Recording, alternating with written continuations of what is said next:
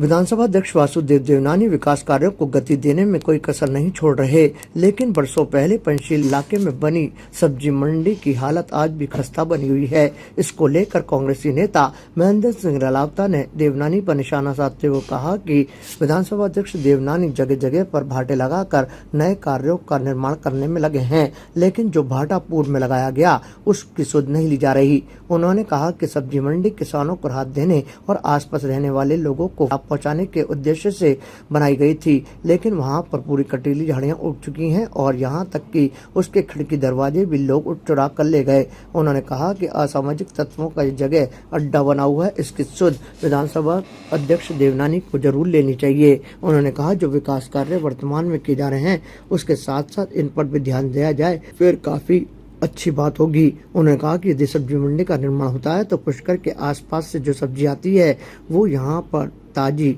और सभी लोगों को सही रेट पर उपलब्ध हो सकेगी। उन्होंने कहा कि अभी पंचशील इलाके में बनी सब्जी मंडी के सुचारू रूप से चालू न होने की वजह से लोगों को रामगंज और आगरा गेट सब्जी मंडी सब्जी खरीदने के लिए जाना पड़ता है। जब रोम जल रहा था तो नीरो बांसुरी बजा रहा था, और जब अजमेर के विकास की बात आई तो हमारे जनप्रतिनिधि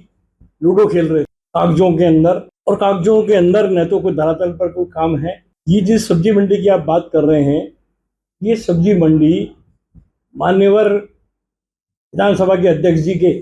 जब ये राजस्थान सरकार में मंत्री थे उनके कार्यकाल के अंदर की टाइम की बनी हुई सब्जी मंडी है, जिसका आज तक आवंटन नहीं हुआ। आज तक लोगों को यानी कि किसानों को वो चीज़ नहीं मिल पाई, और अगर किसानों को अगर उस टाइम का मिलता तो निश्चित रूप से इसका फर्क पड़ता। आज वो पूरी खंडर में तब्दील हो गई है, झाड़ियाँ उग गई है, कोई सार सबल नहीं है। पर क्यों मुझे समझ में नहीं आता है कि श्रीमान जब आप नए उद्घाटन करते रोज कर रहे हो, रोज बाटे लगा रहे हो, तो जो बाटा पहले से लग चुका है उसका निर्माण पूरा हो चुका है, खंडर में तब्दील हो रही है, पहले उसका तो उद्घाटन करके उसको कार्य रूप में आप लेके आए,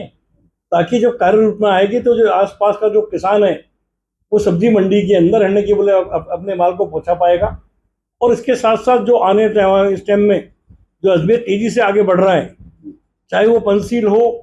चाहे आपके राणा प्रताप नगर हो, चाहे विजयराजे सिंधिया नगर हो, चाहे वैशाली नगर हो, अगर वहाँ का जो आम उपभोक्ता है,